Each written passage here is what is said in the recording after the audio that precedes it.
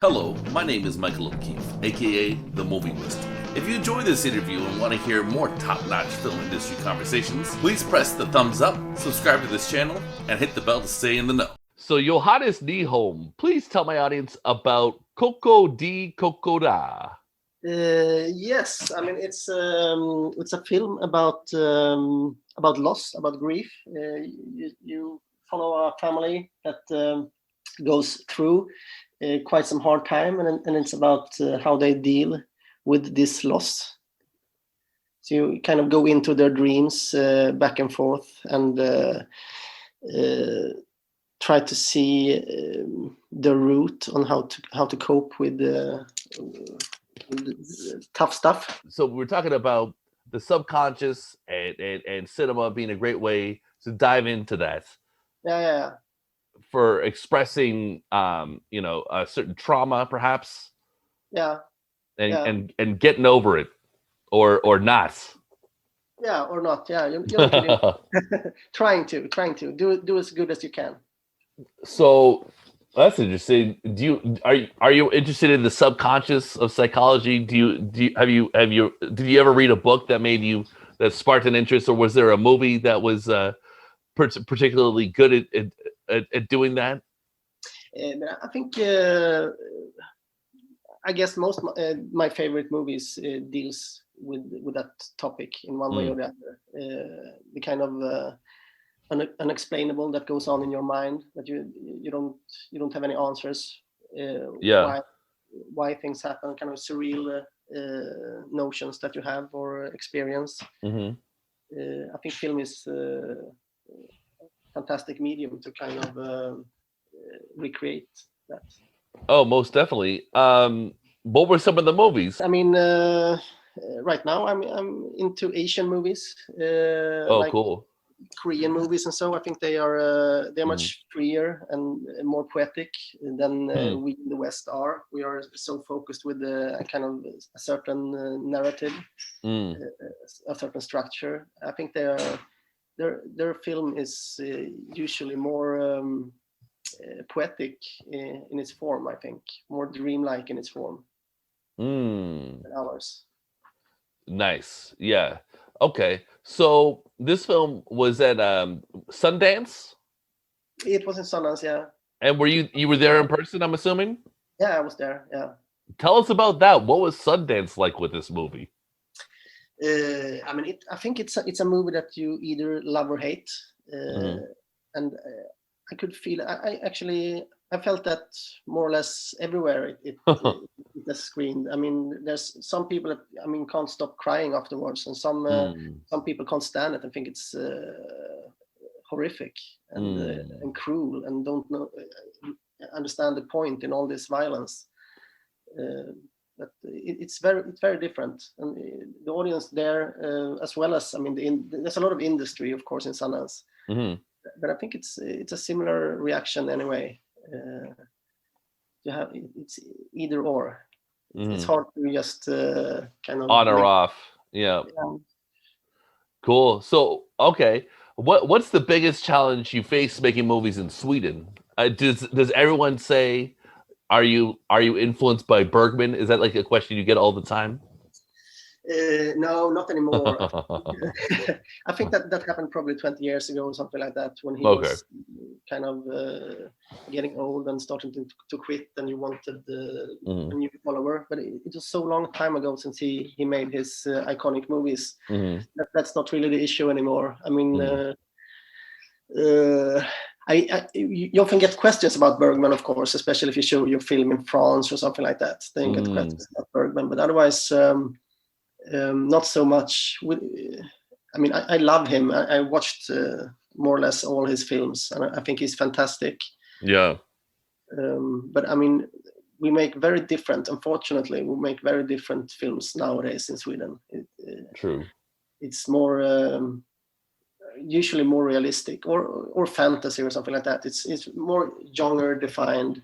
He was freer in his form, a bit like I was talking about the way the Koreans or Asians work. I think his work was also more poetic and maybe less rational in a way. not so strict formally. That's a good reading. So how long did it take you to write this particular script? And could you walk me through your process? Yeah, it started a very, very long time ago. Like it started with a dream. I couldn't sleep. I woke up in the middle of the night, and I was actually camping back then. And camping is a big part of the movie. Putting up your tent in the middle of the forest, and that was pretty much what I did with my ex-girlfriend. And I couldn't sleep, and I was kind of half awake, half asleep, and I saw a lot of what is going on in the film. I saw it in front of my eyes. I went out of the tent, and I from there I could see the people coming from the woods and harassing us, and we couldn't get rid of them. I know in a way I knew that they weren't there, but still I could see them. But my rational mind knew that it was in my mind. But then I wrote it down directly, and it's a big part of the film I wrote down that night. But then some years later I shot that part, but then it evolved after that. I felt it has to be something more. It was too cruel. It was too minimalistic in a way, and I want you to feel more compassion for the characters. So I had to add different elements to the story. Okay. So that was the kernel of inspiration, but do you write cards? Do you do cards, or you outline things, or did you just stream of consciousness do a draft? Tell me about the writing. Writing, I mean, for this film it was a slow evolution in a way. I wrote a little bit, and then we shot a little bit, and then I wrote some more, and then we shot a little bit more. Oh, okay. It was like that. There was never a real script from A to Z in the beginning. It was first it was a short film, and then it got a little bit longer and a little bit longer. And I always had the idea it should be a feature film, but I didn't know how it would end or start. It gradually evolved. Were your previous films like that? No, not really. I only made one feature before, but that was it was more a traditional way. I wrote the entire script, and then we shot it. It was a bigger production. This one is a quite small production with quite few people behind and in front of the camera, so it's easier to improvise in that way. Not so much money involved. All right. And when you wrote the first feature, did you do cards, outlines, or did you just do a draft?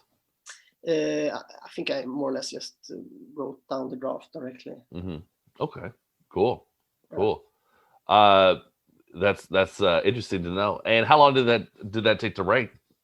I mean, in the first draft wasn't so long. It was some months, but then it took a long time to let people read it and get feedback, rewrite. It took much longer than the actual script.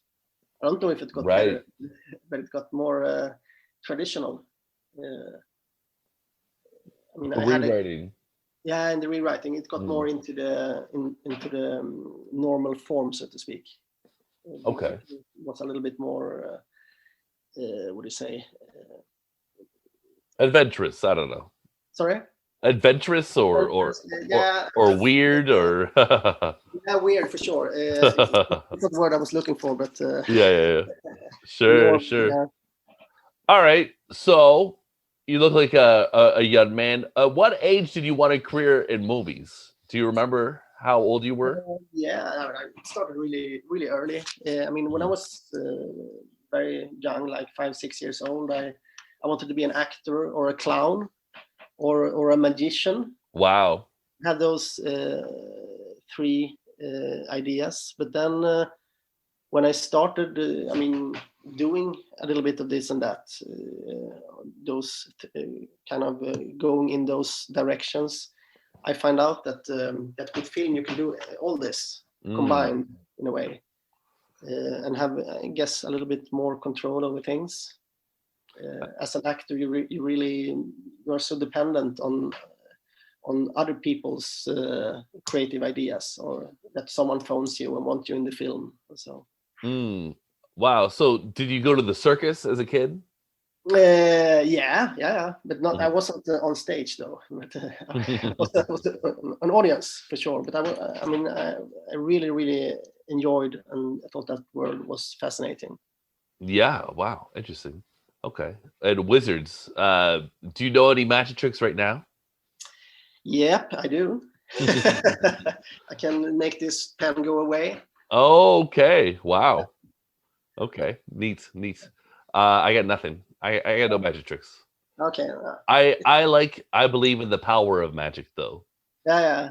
Yes. It is a wonderful thing. All right. So what is your favorite stage of creating movies? Is it post? Is it writing? Is it the shoot? Oh, that's a good question. I mean, I really love writing because you're not so dependent on anyone else. You don't need. Right. I mean, it's just your own time, pen and paper. But then, I mean, it could get really lonely just doing that. So, I mean, I love working with actors, love shooting as well. But it's really tough with all these people around you all the time, and I should be the creative boss of it, and it gets tiring. So then it's really nice to, go into the post-production and start to edit, and then you're alone again.